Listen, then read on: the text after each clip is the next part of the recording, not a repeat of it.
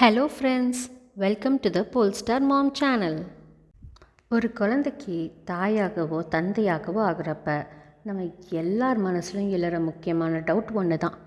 நம்ம குழந்தை ஹெல்த்தியாக வெயிட் கெயின் பண்ணுறாங்களா? அதுவும் குழந்தை பிறந்து கொஞ்ச நாள்லேயே வெயிட் குறைஞ்சிட்டாங்கன்னா கவலை வரதானே செய்யும். ஆனால் நீங்கள் கவலைப்பட தேவையில்லை. இது எல்லா குழந்தைக்கும் நடக்கிற ஒரு நார்மல் இயற்கையான விஷயந்தான்.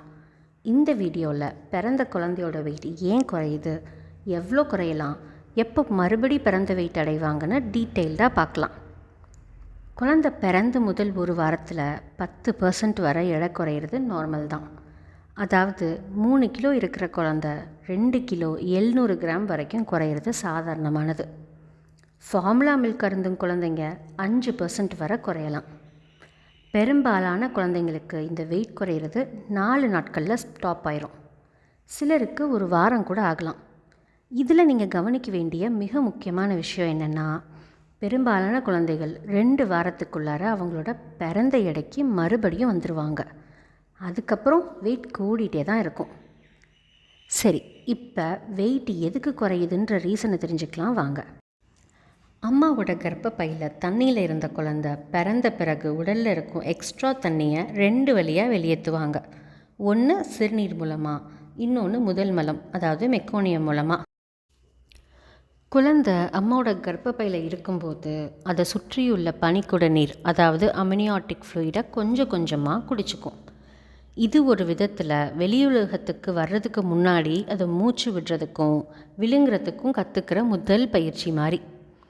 அந்த நீர் உள்ளே போகும்போது சும்மா போகாது, கூடவே குழந்தையோட உடலிலிருந்து உதிர்ந்த சின்ன சின்ன செல்கள், முடி மற்றும் சில கழிவுப் பொருட்கள் எல்லாமே உள்ளே போய் குழந்தையோட குடலுக்குள்ளே சேர்ந்து கெட்டியாகி கருப்பு நிறத்தில் ஒரு பேஸ்ட் மாதிரி சேமிக்கப்படும். வெளியுலகத்துக்கு வந்த பிறகு குழந்தை வெளியேற்றும் இந்த சேமிப்பு பொருள் தான் மெக்கோனியம். இது வெளியேற்றும் போது தான் குழந்தையோட வெயிட் குறையுது. இது குடல் சரியாக வேலை செய்ய ஆரம்பிச்சிடுச்சுன்னு நமக்கு சொல்கிற ஒரு அடையாளம். ஆரம்பத்தில் அம்மாவுக்கு தாய்ப்பால் கம்மியாக தான் இருக்கும். பால் சப்ளை நல்லா ஏறுற வரைக்கும் குழந்தைக்கு கிடைக்கிற பாலும் கொஞ்சம் தான். குழந்தையோட வயிறும் முதல் ஒரு வாரத்துக்கு ரொம்ப குட்டியாக தான் இருக்கும். ஒரு செரி பழம் அளவு தான் இருக்கும். அதனால் கொஞ்சம் கொஞ்சமாக தான் சாப்பிட முடியும். இதுவெல்லாம் தான் முக்கியமான காரணங்கள். அதனால் குழந்தை நல்லா தூங்கி நல்லா பால் குடிச்சு ஆக்டிவாக இருந்தால் ஒன்றும் கவலைப்படாதீங்க. 2 மணி நேரத்துக்கு ஒருக்கா குழந்தைக்கு பால் கொடுங்க. அப்படி பார்த்தா ஒரு நாளைக்கு 10லேருந்து 12 தடவை பால் கொடுக்கணும். ஆனால் முக்கியமான விஷயம், 2 மணி நேரம் ஆனதுக்கப்புறம் தான் கொடுப்பேன்னு வெயிட் பண்ணாதீங்க. எப்பெல்லாம் குழந்தை பசின்னு கேட்குறாங்களோ அப்போ எல்லாம் பால் கொடுங்க. குழந்தைக்கு போதுமான பால் கிடைக்குதான்னு செக் பண்ண 2 முக்கியமான அடையாளங்கள் இருக்குது. முதல்ல கவனிக்க வேண்டியது, ஒரு நாளைக்கு குழந்தை எத்தனை தடவை யூரின் போகிறாங்கன்னு செக் பண்ணுறது தான். பிறந்த முதல் 24 மணி நேரத்துக்கு குறைஞ்சது 1 தடவை யூரின் போயிருக்கணும். 2ஆம் நாள் குறைஞ்சது 2 தடவை யூரின் போயிருக்கணும். அதே போல் 3ஆம் நாள் குறைஞ்சது 3 தடவையும் 4ஆம் நாள் குறைஞ்சது 4 தடவையும் போயிருக்கணும். 5ஆவது நாள்லேருந்து பால் சப்ளை நல்லா ஏறியதுக்கப்புறம் ஒரு நாளைக்கு குறைஞ்சது 6 தடவை யூரின் போயிருக்கணும். சில குழந்தைகள் ஒரு நாளைக்கு 10லேருந்து 20 தடவை கூட போவாங்க. அதுவும் நார்மல் தான். குழந்தைங்க நல்லா பால் குடிக்கிறாங்கன்னா சிறுநீர் ரொம்ப தண்ணியாக வெள்ளையாக இருக்கும், அல்லது லேசாக மஞ்சள் நிறத்தில் இருக்கணும். பெரும்பாலும் வாசனையே இருக்கக்கூடாது, இல்லைன்னா ரொம்ப குறைவான வாசனை தான் இருக்கணும்.